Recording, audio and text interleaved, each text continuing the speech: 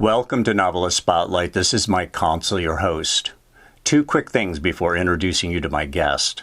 First, I encourage you to subscribe to this podcast by clicking on the follow button and also clicking on the bell icon so you're alerted to each new edition of the program. Second, in addition to being the producer of this podcast and interviewing novelists, I am a novelist myself. I've written 4 books, 3 novels, and 1 short story collection. In the episode notes, you will find a short link to my Amazon page and all 4 of those titles. Now, on with our program. In the spotlight is Bob Johnson, award-winning short story writer, a graduate of the Iowa Writers Workshop, and author of the new short story collection titled The Continental Divide, for which he has received a ton of praise. The New York Times reviewed it for one, and its headline had to say, here's how the headline reads: "Whatever you think will happen next, it's even more grotesque." The taut, disturbing stories in Bob Johnson's The Continental Divide share the setting of a rural hamlet in Indiana and transcend it. I also want to read you the closing paragraph of that review. It says, "Johnson's inventive, assured writing delivers what one hopes for in a first book, pages that breathe with life, and the introduction to a writer who has absorbed the echoes of iconic storytellers, but whose already identifiable voice is his own." So important to have your own voice. And that's what Bob Johnson has achieved, according to the New York Times. And it doesn't stop there, because his short stories have been published in literary journals, including The Common, Philadelphia Stories, the Barcelona Review, and elsewhere. His story, The Continental Divide, was named Short Story of the Year in the Hudson Review. And he subsequently wrote, the short story collection we're talking about, The Continental Divide. He lives in South Bend, Indiana, home to the Notre Dame Fighting Irish. Bob Johnson, welcome to the program. Well, thank you very much. I'm happy to be here. So, Bob, let me start with this question, and that is that we are told by agents and editors that it's harder to get a short story collection published than a novel. Now, if you're Ernest Hemingway or you're John Updike and you're already established that you're a great novelist, then they say, you want to write some short stories? Fine. But if you're a new author like yourself, not necessarily new, but newly published in book form, the thinking is, the conventional wisdom says, really hard to get short stories published. Obviously, your short stories have been well regarded. And how did this come about, I guess, is what I'm getting at. Did you have any pause about maybe not pursuing a short story collection for the very reason I was just stating, or were you approached about it? How did it come down? Well, I in Iowa, of course, we just wrote stories, and it's not to say that there weren't budding novelists among us, and I'm sure that many of those people have gone on to write novels. My This classmates, is the Iowa's Writers Conference that you're yeah, talking and about. Yeah. Iowa Writers Workshop, yeah. But I just began writing stories. I'm kind of ADD, and the notion of dashing something off of 5,000 words versus a novel of 100,000 words is always more appealing to me because I want the darn thing done, you know. And but as far as whether the publishableness of short story collections, I've always been kind of like the characters in the movie Sleepless in Seattle. One woman says to another that the chances of getting married after 40 are there's better your chances are better at being killed by a terrorist than to be get married after 40 or something like that. I'm Hmm. paraphrasing. I probably got it wrong. But I never paid attention to those statistics. I don't care. It seems to me a useless exercise because I was going to write what I was going to write, and for years and years, short stories were that forum, and so it came about. I wrote a story here, I wrote a story there, and I attended some seminars and workshops like Breadloaf and Kenyon and networked and met people. And next thing you know, I've got somebody willing to read um, my collection, and it became published. Cornerstone Press. I was very happy about that. Now, did you go straight to Cornerstone Press? Did you get an agent? Did you go straight to the publishing house and they said, "We like what we see, we want to publish it"? How do you actually close it?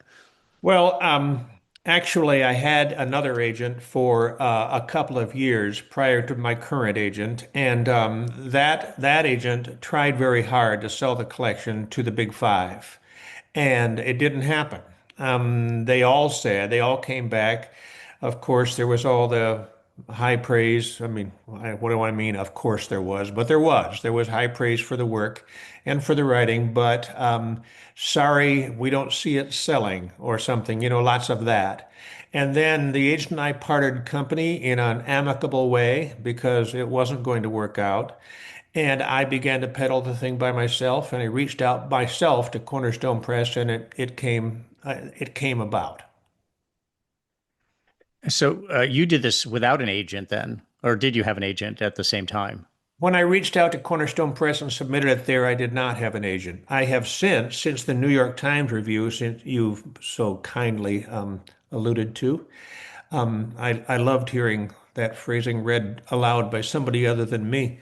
Um, uh, when that came about, then I began to get attention again, and I reached out to the agent of Donald Ray Pollock, who was the writer of the short story collection Knock 'em Stiff. And Donald Ray Pollock was one of the guys who blurbed my collection. And I said to him, would your agent perhaps be interested in taking me on? And he said, well, I'll hook you up. And he connected us. And that agent is the person I'm working with now, as I'm writing a novel. Oh, so you are writing a novel now. I am. I am. Okay. In fact, for him to be my agent, well, he didn't make it a hard and fast demand, but it was pretty clear early on that if I'm going to go forward with him, he wanted a novel out of me. So What after was all, his argument? What was his argument that why did you need to in his view you really need to write a novel now? for the very reasons you mentioned, Mm. because that's what sells, and that's where I would make my name. He is peddling it. He's peddling the collection in Europe right now, and he's landed an audiobook deal for the collection, which I'm very excited about. That will come out in December, and just next month, just about a month from now, of the Continental Divide, my collection. But he wanted a novel to get me perhaps more in that kind of marketable realm. In fact, the people in France that are interested in the collection wanted to see a novel from me first before they agreed to publish the collection. And the idea of having my work translated into another language is very appealing. That's a lot of fun to think about. Yeah, and I will tell you that the audio edition that you're talking about, I've been going to Audible for months trying to get your audio version of the book because I read all day as a magazine editor, and at night I turn the ears on. It's like I want to be read to at that point, and they just kept saying pre-order, pre-order, pre-order. My understanding is next month it's going to come out Yes. in audio. So congrats on that, and that's been a big growth area in publishing is people who I don't think a lot of people don't appreciate how many people actually have difficulty reading that. And it's not because necessarily something as severe as dyslexia. It's simply that a lot of people have difficulty that's short of having a learning disability or dyslexia or anything of that sort. And that kind of the oral storytelling tradition. I mean, that's very much in the human DNA from millennia. And It certainly is. Yeah. yeah. And I was having a at good reader is a fantastic. I don't know who your reader is, but hopefully he's going to do you right. I don't have his name at my fingertips. My wife and I spent a really enjoyable couple of weeks listening to a half dozen or more readers, and we chose one that was it struck me as represented the kind of tone and ambiguity and nuance that I was after. And I can't wait to hear him. I haven't heard beyond him reading a few paragraphs of a couple of my stories. I haven't heard the whole thing, so I'm very much looking forward to it. And you're right about the people. I was at the Kentucky Book Festival this past weekend where I moderated a panel, And as I was sitting at my table signing books, a man came by and he had this wonderful beard, a Lincoln beard. And I asked him if he had been asked to portray Lincoln at Founders Day events and the like. And he laughed and said people have actually spoken to him about that. But he was very happy to learn that there was an audio version of the book because he said, I have difficulty with print. And I think there are probably more out there than just him. I was interested to hear him say that, and he took a picture of the book and said he couldn't wait for the audio version. Yeah, no doubt there's many people out there like that. And the nice thing is the ebooks, at least you can control the size of the font. You can blow it up. Some people, that can be an issue for some people that I wish they would print these in larger text. And with an ebook, you have that capability, the capability of expanding the text. But then, of course, audio is, I really like audio a lot.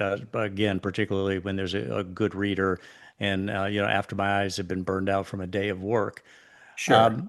Now you must have took note and been thrilled when George Saunders' 10th of December short story collection hit #1 on the New York Times bestseller list. Do you recall that? Were you aware of it at the time, Bob? I was not, but that's great news. And of course, George Saunders is one of my favorites. Although this very second, I can't. I think did he write? No, no. I'm thinking Tobias Wolff. Bullet to the Brain. George Saunders, I haven't read him a whole lot, but I'm happy to hear about a short story collection. Getting that kind of cred, but of course, he's a very, very established guy.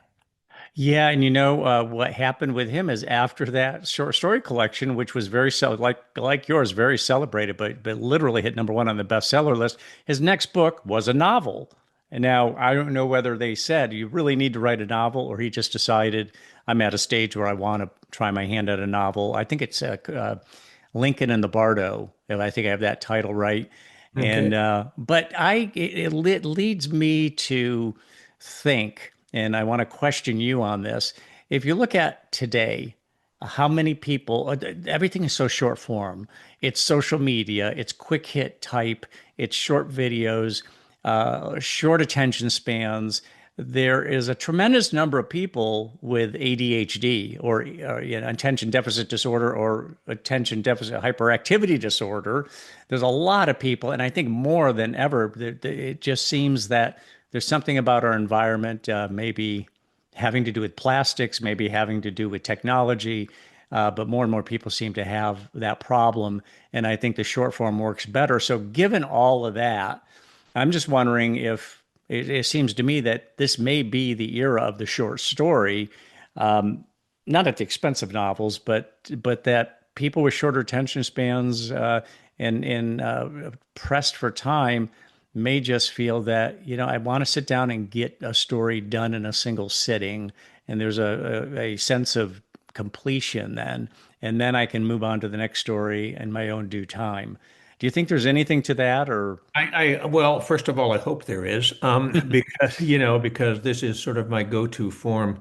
But as I say, I was at the Kentucky Book Festival and hundreds of people walk by, and I'm pitching them all the time, which is sort of unnatural for me. Hey, do you like short stories? Do you read short stories? And a lot of people said that they did, and a lot of people said that for the very reason you describe. Um, I want to be able to read something in one sitting. I don't have time for X. I don't have time for Y. I want to sit down and a lot of my pitch to people was, well, these are page turners. You won't be able to put them down, but they won't, it kind of doesn't it sort of sounds bad in a way, but as far as length goes, these won't tax you that much. They might tax you emotionally, they might tax you psychologically, but as far as time and length, you'll be able to knock them out quickly in one sitting, and that has a lot of appeal. It seems. It seems to me that maybe after all those years of the Saturday Evening Post and those early magazines, that a return to short story, well, it makes some sense, doesn't it? Well, it might. It might. I won't swear by that, but I think there's some clues there. So as you embark on a novel, I'm just wondering if your approach might be that, you know, each chapter is basically a short story. I could treat it that way and not, it's kind of a mindset that I'll Yeah. treat it as a collection of 25 short stories adding up to 100,000 words, let's say, or 80,000 words. And obviously, there needs to be continuity there. And your short story collection has some, I mean, it's not a linked set of stories, but it's all set in the same place. We'll get to that in a minute, though. But I'm just curious, how are you going to approach, or how are you approaching, or are you going to, have you started it? A novel, or are you working on it? I have about 120 pages done. And my agent has read it, and we've had a really good talk. And he warned me about the episodicness of the novel. Was I leaning too much to the short story form? I'm trying to break out of that mold, but my chapters are very punchy, and they kind of end with a bang.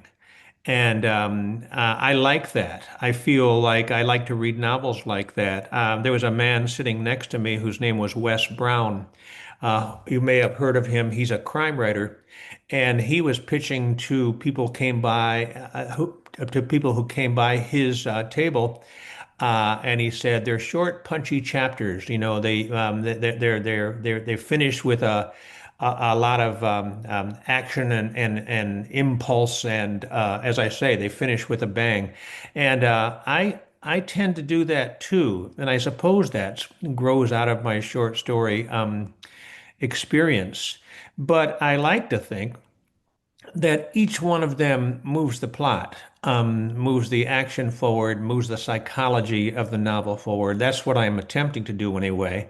But my agent and I agreed that I would go back and address some things where my central character was very clearly the central character. My protagonist was very clearly the the Sam Malone at Cheers, the main guy in the kind of lineup of characters that I have. Gotcha, gotcha. So, well, in the way I hear it told, you do when people write novels, they like to have something that carries a person into the next chapter. So, ending with some kind of cliffhanger or some kind of pop that keeps that forward momentum going. So, I mean, I think it would make sense, but your agent would know better than I do. So, it'll be I interesting. want people to say, "Oh my God, what happens next?" I've got to see what happens next. What? Yes, exactly. What is the novel? Without giving it away, maybe you can't talk about it right now, Bob. But I'm curious if there's a title and what the theme. I guess I shouldn't say theme because I did listen to you in a podcast where you said I went to Iowa Writers Workshop, but I'm not a trained writer. I just love to write. Obviously, it's working for you, but you said I'm not sure I know what a theme is. But Yeah, what would you say? well, I think in that podcast I said, do we ever walk out of a movie that we love? Do we ever walk out of The Godfather and say, "Man, I love that movie's theme." You know, we don't do that. We just know No. whether it grabbed us by the throat or not. And I never think about words like that. When I was a young man, I went to the Indiana University Writers Conference, and my teacher was Leonard Michaels, who is a short story writer and novelist who's passed away now. But he was talking to the class one day about tone, and he and I had a lunch later on. He helped me get into Iowa, and I said, "I don't really understand what you mean by tone. I just write until it's finished, and then I stop. I write until it feels finished, and then I stop." And he says, "Yeah, yeah, that's what you do." You know, he was kind of saying, yeah, if you have an instinct for tone and that sort of thing, you'll just sort of take it where you want to. You'll take it, it'll take you. Maybe I should say that better. But what was your question again as we Well, can you tell us what the oh, novel's sure, sure, going to be yeah. about? Yeah. The novel is entitled Playday. When I was a young man and graduating from high school, we we had something at the end of the year called Play Day, and it happened in the athletic field behind the school, where we'd play, you know, run sack races and play egg toss, and we'd torment the incoming, the eighth graders that were going to be freshmen the following year. They were going to be high schoolers. Then we'd torment them with hazing and the like. And the novel revolves around an 8 week period leading up to that day, to Play Day. This is at the in 1968 with the Vietnam War looming, and some people in the group were going to become cannon fodder, were going to go after war. Some were going to go off to college with deferments, with student deferments. Some Mennonite and Amish boys in this northern Indiana town were going to serve out the war in soup kitchens and hospitals on conscientious objector deferments. And so I read it around that day. And everything moves toward that day, rather, 8 weeks prior to everything moves toward that day. And being Bob Johnson, being the guy that wrote The Continental Divide, the hazing, the themes, the takes on perhaps a darker tone than I remember happening in real life, but it makes for a better story. Well, good luck with it. Here we are talking about your future book without having talked about your current one, which we'll do in just a minute. I did want to point out, though, that you mentioned that you're not really a trained writer, although you did do the Iowa Writers Workshop and all. One of the people who I've had on the podcast is a novelist named Elizabeth Sims. She also wrote a book. She wrote a book on writing, and one of the things she said is, "I've worked with lots of writers, and the ones who are untrained are the ones who have the most original voices. They don't adhere to rules. They kind of throw all of that out the window. They don't worry so much about grammar and about all of the themes and plots and all that. They write from instinct."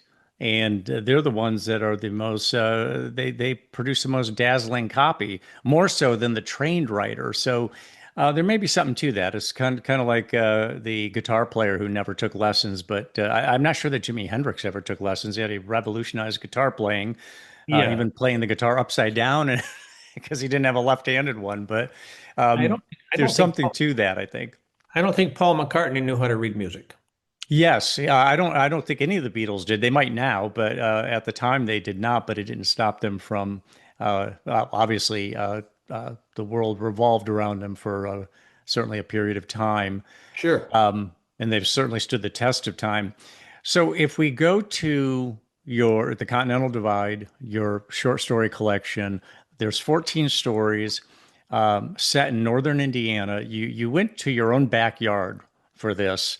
And the Continental Divide you reference is not the Continental Divide that splits the country between East and West, is my understanding, right, Bob? Yes. Talk about the setting. Talk about the geological divide that the book is named for.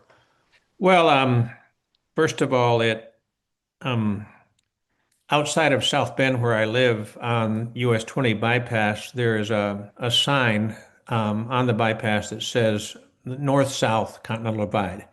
And I crossed that point a lot. And I was dimly aware that that there was such a thing, but I began to look it up and read about it. And what it's referencing is the St. Lawrence Divide, which is, as you say, a lesser known continental divide than the one that splits the Rockies north to south.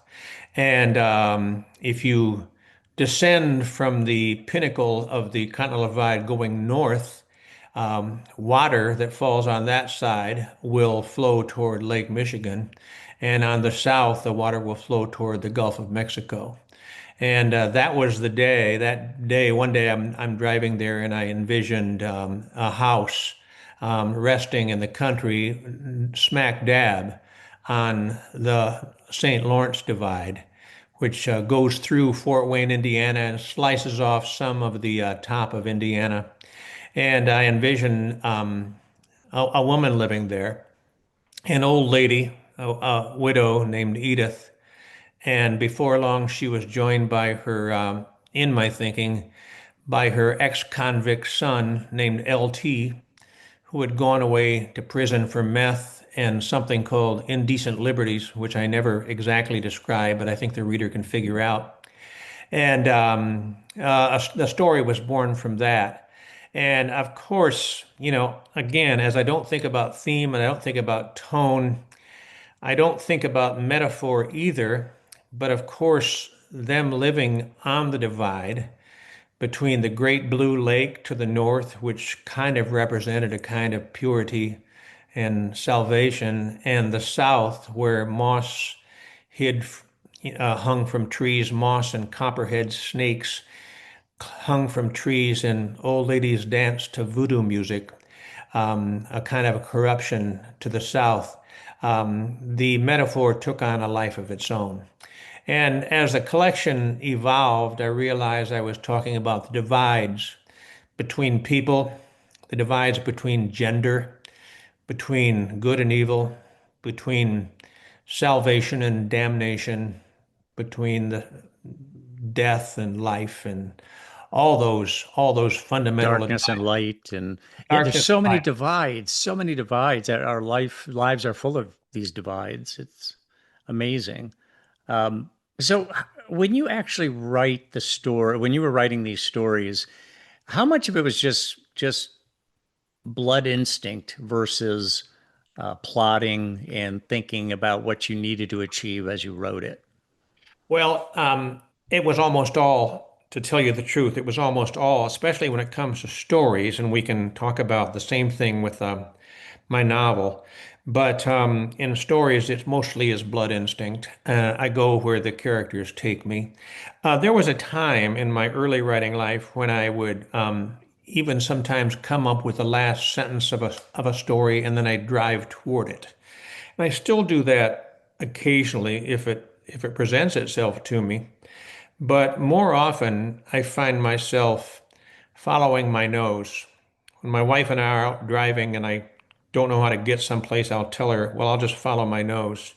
And of course, she laughs at me and we end up lost. But I follow my Typical nose. man won't ask for directions. She probably tells you, right? Exactly. Yeah, exactly.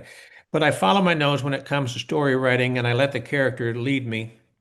And the more deeply I can get into the character and forget that I'm writing, the better my fiction, it seems, at least to me, turns out to be. When it comes to obviously novel writing, we know that J.K. Rowling of the Harry Potter books is famous for plotting very meticulously and covering her walls with outlines and papers and note cards and the like. Whereas Stephen King is known as a pantser. He writes by the seat of his pants. Well, even as I approach the novel, I am more inclined to write by the seat of my pants and change chapters, change characters, change settings as my instincts tell me. But I will confess to having read a couple of books on plotting. One of them is called Save the Cat. Save the Cat writes a novel. I can't think of the author's name off the top of my head, but it's out there. And for any listener who wants a little bit of help with structure and that sort of thing, it's very valuable. It's very formulaic, saying that in the 30 pages in, X should happen. 40 pages in, the an enemy should approach, and that sort of thing. Well, I can't quite do that, but it does help me at least to imbibe a kind of inner formula that I find myself following by virtue of having read the book, Save the Cat. And there's another one about, and I wish I'd prepared better. I would have that title in mind, but both of them have been valuable to me. I just looked it up. Save the Cat writes a novel written by Jessica Brody. Yes. There's on Audible more than 1,300 reviews and 4.8 stars. So obviously, you're not the only one who was influenced by that book. Good reference there. So let's talk about your writing Well, as I regimen. say, before we go on, as I say it's very formulaic, and you chafe against it, because you're not going to tell me that X needs to happen on page 30, or X needs to happen Yes. on chapter 3. But as I say, I kind of internalize some of that thinking, and it turned out to be valuable to me. Yeah, and there are people who say, I mean, some people absolutely they need to plot, but then when it's organic writing, I mean, there's something I think some magic is lost when things are not allowed to develop organically. And I know there's people who say you can do an outline, but you're still going to, it doesn't mean that you're not going to go ahead and kind of innovate along the way, or it's not going to get redirected. But there is something about writing organically that kind of is kind of like magic. So, in Oh, it fact, is. you use the term. I heard you say something about the magic happens. What is the magic that happens when you're writing, and it does happen? Because I know you have your bad writing days too, like everybody else. But when the magic happens, what is happening? Well, sculptors talk about a ghost being in their fingers. And there's an old joke. How do you sculpt an elephant? You take away everything that doesn't look like an elephant. Um, I don't know. Writers listening to this know what I'm talking about, and I'm sure you do too. A sense of you're being picked up and carried along by events, by the character speaking to you. I heard someone say that there are no songs, that the songs they're already written. That is, the notes are already all out there, and I think that's true of the alphabet too. The letters and the words are all out there. You just have to bring them together, make some coalesce into something. And when I'm most lost in a story, well, I say it's again with the movie references. When you go to a movie and you forget you're at the movies, because you're so subsumed by the story happening before you. Well, that happens to me sometimes when I write. I forget that I'm writing, and those are the best times. And I describe it as magic. I don't even quite know what it is. It's the unconscious working on you, and maybe it's just the myths that we all know, and I'm repeating them with different nouns and verbs. To tell you the truth, it's a mystery, but it's something that we all strive for, yearn for, try for. Although if we try too hard, of course, that ruins it. I'm glad you said that because I wrote down a note from something you said. You said if you try too hard, you will fail. Elaborate on that. Well, it's sort of like the old joke about if you have to explain a joke, if you have to explain comedy, you kill it. There was a writing teacher of mine many years ago in college. He was talking about the essence of something. He was actually talking. He wanted us to write an essay about a frog, and he wanted us to write about the essence of a frog. And as he talked about the essence of something, he kept reaching around behind him as though he was touching, running his hands across something that was sort of out of his reach. He was behind him. It was out of his vision. It was out of his reach. He kept trying to touch it. And what he said to us is that the essence of a frog isn't what you see in a biology textbook. That is the necessarily its organs, its makeup, its length, its width, its number of toes, and that sort of thing. But the sound it makes from the bulrushes, or how a frog I one time caught when I was a little boy was holding a mass of eggs in her hands in a kind of a human-like way, and her eyes were glazed with a kind of weird, odd animal passion that I never understood. The essence of something is mysterious and lost to us, and that's what I was trying to talk about. If you try too hard for that sort of thing, you will fail. You have to let it happen. Just like the best baseball pitchers, try not to aim too. Try not. They try not to aim. They try to let the ball go where it must. Hmm. Hmm. Um, I get that as a baseball fan, as a guy who tried his hand at pitching, was really bad, bad as a pitcher. Was much better in the field than on the mound. Hmm. Um, that there are people out there who say when you write, just just and I think I might kind of fall under the rubric, don't try too hard, can be a failing sort of thing. Is with meditation. It's like if you're putting a lot of effort into the meditation, you're actually defeating yourself. That's not the way to Oh, do it. And absolutely. I Absolutely. guess writing, yeah, yeah. So um, you talk about Hemingway phase you went through. What was that? Well, when I was very young, I think I'm going to say something that is sort of gender exclusive here, and I hope I'm not messing up, but I feel like every young man has No, his feel Hemingway. free. Yeah, every young man has his Hemingway phase, every young male writer. And I'm sure that there are many listeners who will say, "Well, I had my Hemingway phase, and I'm a woman, or I'm gay, or something like that." But when I was young, I one of the first stories I wrote was about a character going off to Latin America as a student and climbing into the bull ring with a bunch of Costa Rican boys and taunting a bull. And in Latin America, there is the organized, ritualized bullfight, but there is also this small town, the village bullfight, where boys dare themselves to climb in with the bull and taunt it and dodge its horns and that sort of thing. And the story I wrote was about two boys, two young men meeting in a bar and talking about a third who had been killed in such a venture.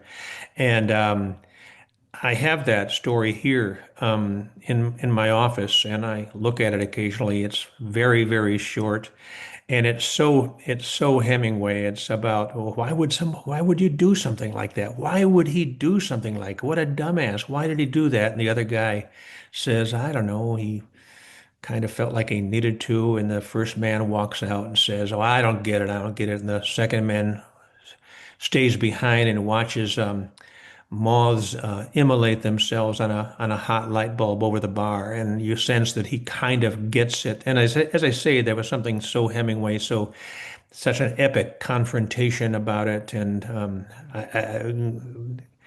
grace under pressure thing about it. But I wrote it when I was 23 or something like that. That was a long time ago. Hmm. Hmm. And then, along the way, you went through a decades long stretch where you didn't write. It was 35 or 40 years where you were not writing, and then you found your way back to writing. Why did you discontinue writing, and what got you writing again? Well, I graduated from the workshop and I immediately got a job in Cedar Rapids, Iowa, at a TV station. And I referenced early on being ADD, and the job was very demanding, and I didn't know television, and but I had ideas. I could come up with, commercial ideas and the like. So, and then I had a baby on the way. My first wife and I were pregnant, and then I came back to Indiana and taught for a while at a small college, but then got another TV job right away. And I worked in that television job for about 30 years, and I kept getting promoted, and they kept giving me more responsibilities and more money and that sort of thing. I told people that if I was responsible for if the station wanted a $500,000 news set, they called Bob. If there was a pool of transmission fluid on the garage floor, they called Bob. So I was sort of called upon for everything, and as a result, I couldn't write. I couldn't multitask. I never was able to. I couldn't get up at 5 in the morning and write before I went to work because I was already dreading work. And then when I came home at night, I was so ragged out, I couldn't write then. So I put down my pen for 30 years and I barely wrote at all. But every New Year's Eve, my wife and I would sit in a bar and toast the new year. And she'd say, "What are your resolutions?" And I'd always say, "I want to write again." And but I always feared I didn't have anything to write about anymore. I feared that that time had passed. And then I retired, and I retired at 62. And I was sitting with a couple of friends in a bar. A lot of bars figure into my stories. And there was a bucket of peanuts between us, unshelled peanuts. And I was lamenting to him that I wanted to write again. And he picked up a fistful of these peanuts and said, "Write about these nuts." And I went home and I wrote a story called These Nuts. That story was published last year in Bull Lit magazine, and it was my first story in years and years and years. And I just took off from there as though I'd never stopped. And every story in my collection, The Continental Divide, was written after my retirement. So for anybody listening who thinks it's too late, well, it never is. It never is. You just have to do it. But I finally had, it boils down to this, Mike. I was freed up. I had the time. I didn't have to multitask. I could just concentrate on my writing, and it's been a great time. What did you write about the nuts? I wrote about, yeah. Well, actually, I these mean, nuts. what's kind of can you give us just a high level Sure, sure. explanation?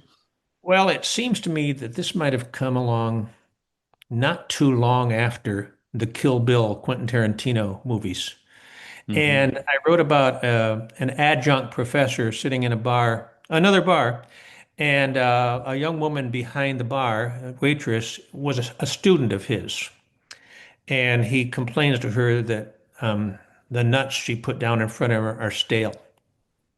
And she changed, but they're talking about movies, and they're talking about the what is the famous Eisenstadt movie? Well, I can't come up with it, but they're talking about movie themes and the like, and he's lecturing her, and she's saying, "God damn, we're not in your class, why do you want to talk about this all this time?" And he's talking to her about sex and violence. She said, "That's all you ever talk about in class." And then her boyfriend comes in, and there's a kind of a confrontation there. And finally, the guy leaves, the adjunct professor leaves, wondering why he never gets hired full time, in his job. And he finds himself waiting for the woman in the parking lot. She finally comes out, and he confronts her. And there's a last line in the story. I'm not going to share now because it's a great punchline. But the story in Bull Lit is called These Nuts, if anybody wants to find it. Yeah, and then you'll get the clincher on it, that last line there. A Um, clincher. yeah. So now you're working on a novel, and you've got the time to write. Talk about your writing regimen. Are you up at 5 or 5:30 or 6? Do you work I get for up. X number of hours?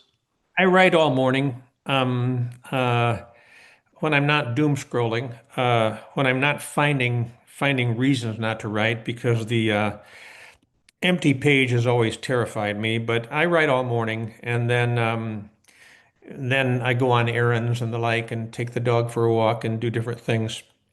But that's what I do pretty much every day. And when I'm not writing, I'm rewriting. Sometimes I find myself rewriting and editing so as not to have to go forward because, again, the blank page terrifies me. But I find that the rewriting I do, especially after 24 hours of brooding on it, I make it better. And I saw a quote by Steinbeck not too long ago where he said, "Just throw everything down on the page. Don't rewrite. Don't think about it. Just throw everything down." Well, I can't do that. I'll write 250 words a day, maybe, because I'm just chewing and chewing and chewing on it and trying to get it just right.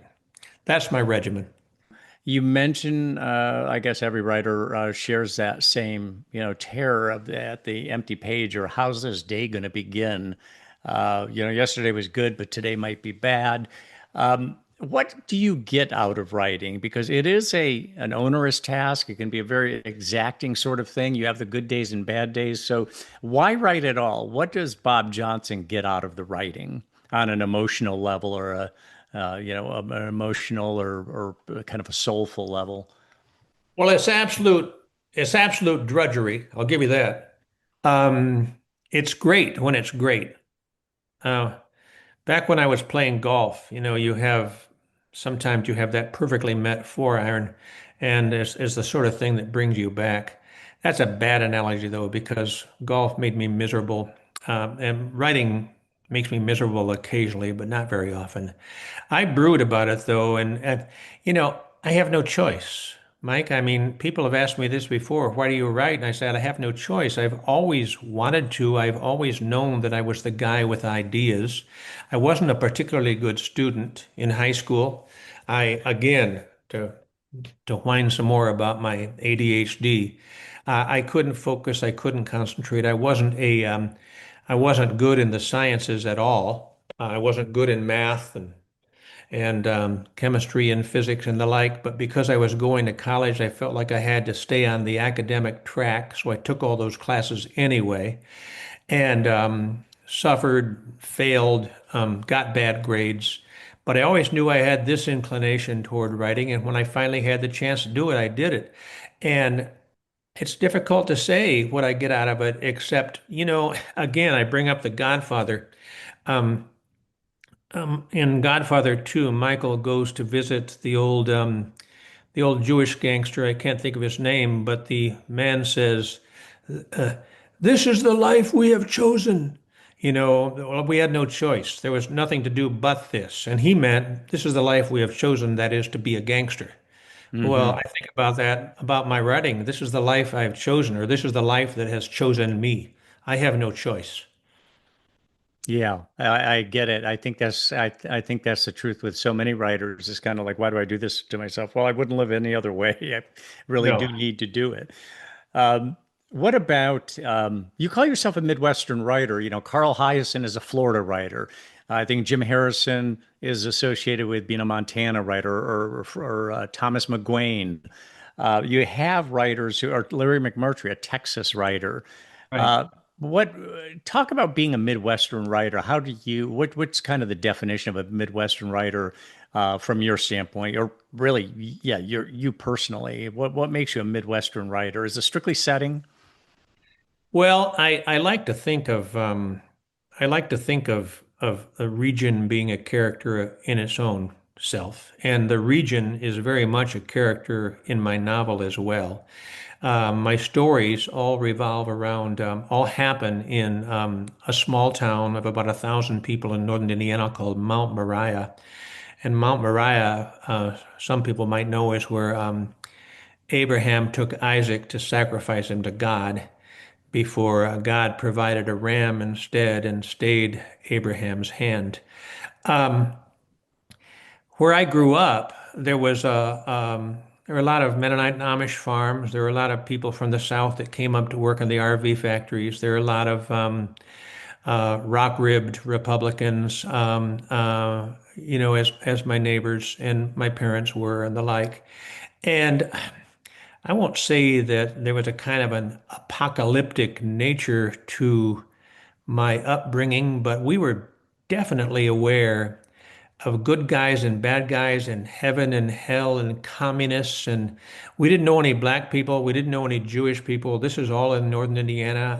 I didn't see a black person until I was perhaps in junior high. I don't think I met a Jewish person until I was in grad school, if you can imagine. And but as I say, there was a kind of an apocalyptic fever about where we lived, who was in and who was out, socially, religiously, politically, and the like. And, I write about that. Whether that's Midwestern or not, I would think that probably describes anybody anywhere.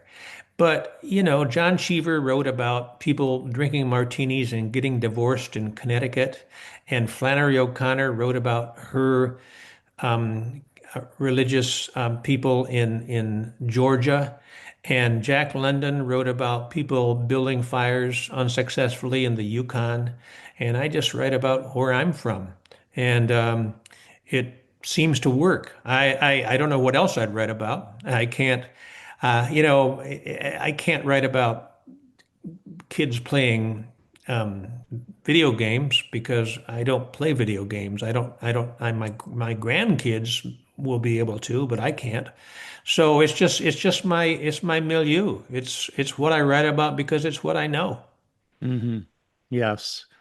What about marketing? Is the book being marketed independently, or are you asked to do some marketing? Is that part? Do you have an oar in the water when it comes to marketing, to make your I agent in the publishing house happy? I actually hired a publicist, which now that I don't play golf anymore, I had the money to spend on that. And the publicist is the person who got me into the New York Times, which is just great and for which I will be forever grateful. The publicist made it happen that I went to the Columbus Book Festival a couple of months ago where I was a featured author and was on a panel there. And the publicist also got me to the Kentucky Book Festival this past weekend and got me a number of other reviews and the like. I know I have friends in the writing world who do a whole lot of that stuff themselves. And my older son uses the phrase bandwidth a lot. I don't have the bandwidth to do a whole lot of that on my own. And I was happy to pay the publicist to do it for me. Since the book is out in the world, our contract is up. So now any marketing has to be my own, and I do that with Facebook and Instagram and the like. Um, but I'm not very good at it, and it doesn't come naturally to me because what do I want to do? I want to go to my office and write. Yeah, writers tend to, I mean, it's very common that a writer just, I want to work on the art, I don't want to work on the business end of things. And it's gotten more and more complex with social media and such. So it's good that there are people out there who will do it for us, and they love to do it, and are successful at it. Um, the what talk to our listeners about writing advice. I mean, what would your advice be to the person who is striving, trying to get published? They take a listen to you, and here, there's very inspirational that too busy to write for decades, and then like you said, you picked up your pen, and things have really worked out. You're getting a lot of attention these days. What's your advice to the aspiring novelist or short story writer? Well, I mean, first of all, I'd say just do it. I mean, just write. Don't look back. I don't talk about it. Write. And what Steinbeck said, just throw it down on the page and see what you got, and then rework it and rework it and rework it. That's sort of the fun for me. If I throw down 500 words and I come back to those 500 words and rework them and chew on them and chew on them and cut this and cut that, add here and add there, that's actually more fun for me than the initial throwing down. But then Hmm. the other thing I'd say is find yourself a network of friends who will read what you wrote. I think that's very valuable. My wife is maybe my best reader because she is utterly blunt about what works for her and what doesn't. And if she looks at me after she's read a story and says, I don't get it. Well, then I know I got work to do. Because if she doesn't get it, if she doesn't understand why it became a story, why it was worth a story, then I have more work to do. Because I always want my stories to be page turners. I want them to be satisfying. I want you to feel like you've eaten something delicious and provocative. And at the end, you would never ever say, I don't get it. So find yourself some honest readers. Now, some of them will stroke you, some of them will be nicer to you because they don't want to hurt your feelings, but find the blunt ones if you can, who will tell you the truth. Flannery O'Connor had a story about when she wrote a story, she'd give it to a country woman up the road. And if the country woman said, "Yeah, that's what folks would do," then she'd know she was onto something, that she had somehow captured something about the human spirit. If the woman said, "That's what folks would do." And I really love that. And so that would be my advice to young writers is to share it with people and see if you can get that kind of honesty back. Mm. Now, as you write, like for the New York Times saying, "Hey, it's even more grotesque than you think it's going to be." As you write, are you the type of writer who finds yourself thinking, "Well, I can't say that," or do you let it rip?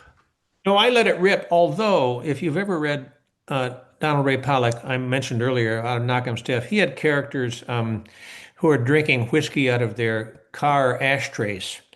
And I don't know if I'd ever write that. I mean, that's not to criticize him, but it's like I have a more restrained voice than that. I my violence, and there's a lot of it, but my violence isn't gratuitous violence. It's violence for a reason.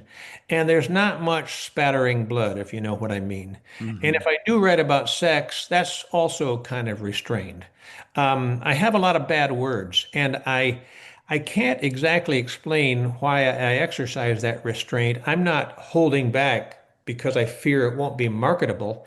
It's just my voice. And so, yeah, I do find myself occasionally saying, you can't say that."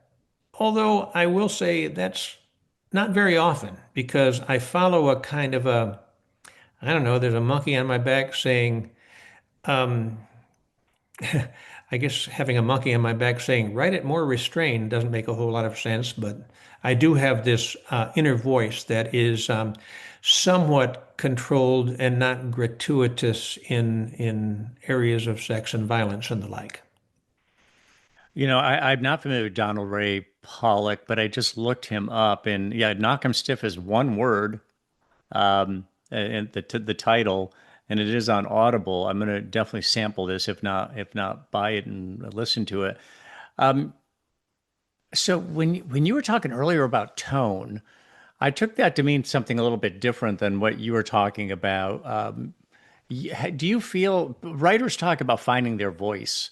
That like for instance, in a Hemingway phase, a person might um, try to basically emulate Hemingway, and then it's like, well, I sound like Hemingway, or a guy trying to sound like Hemingway, and so there's nothing original or even authentic about it. Along the way, do you feel that you found your writer's voice, or is it not a singular voice? I mean, with each story, are you thinking in terms of it's going to have be a different voice for each story because there's different characters and different settings and different plots? Yeah, no, I think I don't know if I want to be so conceited as to say I've found my voice, but I think the voice is there. And it's not to say that it's not still evolving. Um, uh, I I did write in a kind of a fake Hemingway style for a while, and then when I was in grad school, I tried to write like Faulkner with long, long sentences and with that just wound around and around, and I drove my readers crazy. My voice now is very simple and declarative, and I'm even asked sometimes by my editor and other people to uh, imbue my prose with more interiority on the character's part. Because when something happens to a character and we know what the character wants, we know what the character is striving for, and then when something happens to him or her, my argument is that we know we can interpret um, the impact that that event has on the character. I don't have to tell you what it is. You can decide for yourself. You can interpret easily what this event will mean to my character. So I don't provide a whole heck of a lot of interiority. That is stuff that the character is thinking. But I have been asked by editors and agents to provide perhaps a bit more. So in my novel, for example, in an effort to make my Sam Malone, that's a dumb analogy, but as an effort to make my central character more clearly the novel's protagonist, I have sought to imbue him with more interiority than I'm used to doing. And it's working out. I'm enjoying it. Terrific. Well, Bob, congratulations on the again short story collection. It's gotten a lot of attention, a lot of praise, and I'm looking forward to I have a copy of the PDF, but I'm looking forward to listening to the audio version of your book. And then good luck with the novel as well. I really appreciate you coming on the program. Thank you for your time. It was a lot of fun. Thank you.